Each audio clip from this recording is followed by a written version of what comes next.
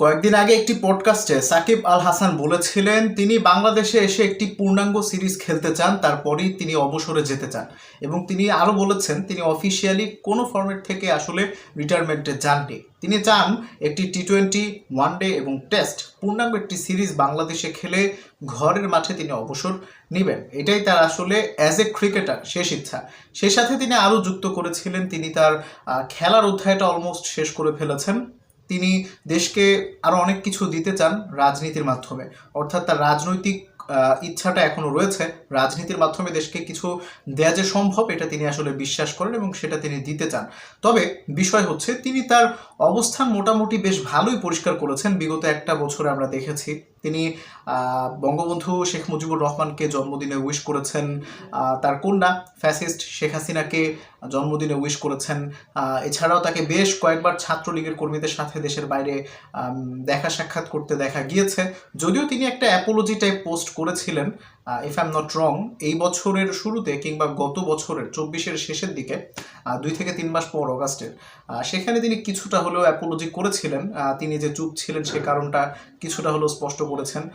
তিনি তার দিক থেকে যেটা আসলে মনে করেন যে তিনি আওয়ামী লীগের এমপি ছিলেন 7 মাস, 6-7 মাসের মতো এমপি ছিলেন, এবং সেই সময়ে আওয়ামী লীগ যেই হত্যাযজ্ঞ চালিয়েছে সাধারণ মানুষ তথা শিক্ষার্থীদের উপরে, শুরুটা তো যেহেতু শিক্ষার্থীরাই করেছিল জুলাই রেভলিউশনটা, পরবর্তীতে সর্বস্তরের জনগণ আসলে সেই আন্দোলনে যোগদান করে। তো শেখ হাসিনা এভারেজ হিসেবে আমরা ধরে নেই তিনি 1,500 থেকে 2,000 মানুষজন মেরেছেন।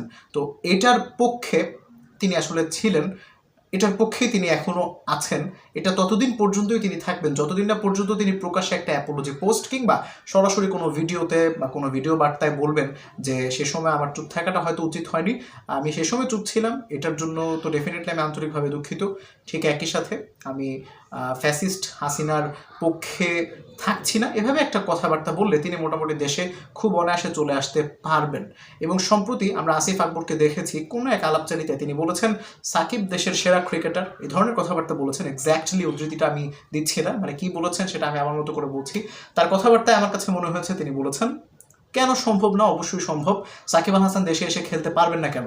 অবশ্যই পারবেন। এবং সাকিবের একটা শেষ ভালো পরিণতি তিনি আসলে দেশেই চান।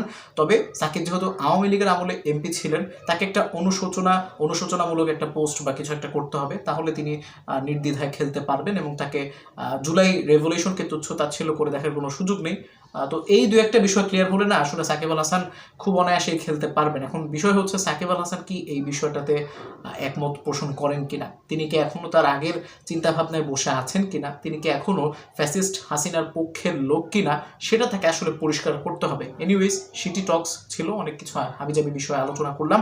এই মুহূর্তে সাকিব আল হাসান বাংলাদেশের ক্রিকেটে খুব একটা প্রাসঙ্গিক না, ব্যাট হাতে ফর্ম নেই।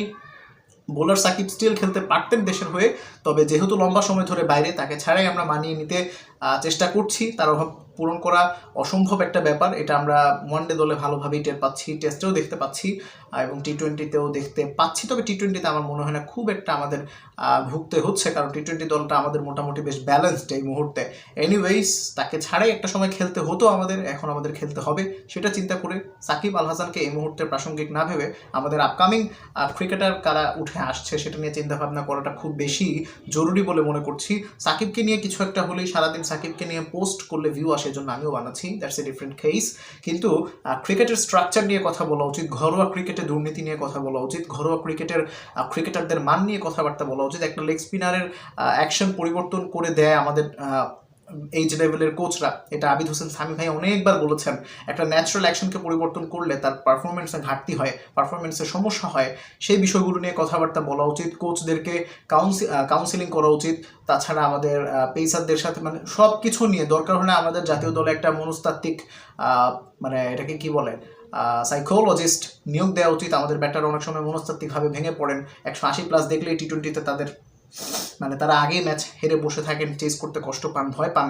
তো এই ব্যাপারগুলো নিয়ে আসলে কথাবার্তা বলা উচিত। 40 রান করে ফেলার পর টি-20তে হুট করে বাকি 10 রান করতে তাহলে 10-15 বল খেলে ফেলেন। রাইজিং স্টার্স এশিয়া কাপেও আমাদের যারা হাবিবুর রহমান সোহানের কথা যদি বলি, তিনি 100-এর কাছাকাছি যে তিনি একটু স্লো খেলে ফেলেছেন, যদিও 35 বলে সেঞ্চুরি করেছেন, বাট সেটা 31-32 বলেও হতে পারতো। তো এই ব্যাপারগুলো তো আসলে আমাদের সেলফ সেলফিশ ভাবটা প্রকাশ করে দেয় আসলে।